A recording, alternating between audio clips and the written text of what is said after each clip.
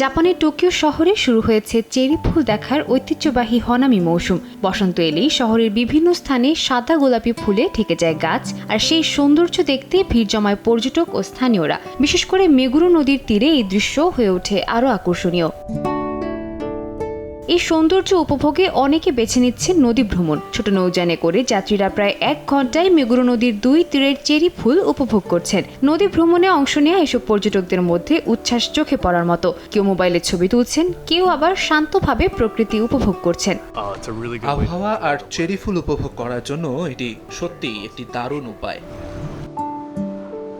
এই ব্যস্ত মৌসুমেই বাড়তি চাপ তৈরি করেছে জ্বালানি তেলের দাম বৃদ্ধি। নদী ভ্রমণ পরিচালনাকারী প্রতিষ্ঠানের প্রধান জানান, এই সময়ে তাদের জ্বালানি ব্যবহার সবচেয়ে বেশি থাকে, ফলে খরচ বেড়েছে।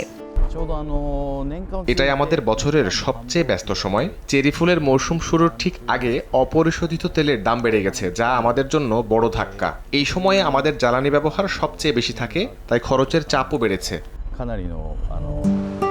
তবে পর্যটকদের কথা মাথায় রেখে এখনও টিকিটের দাম বাড়ায়নি কর্তৃপক্ষ।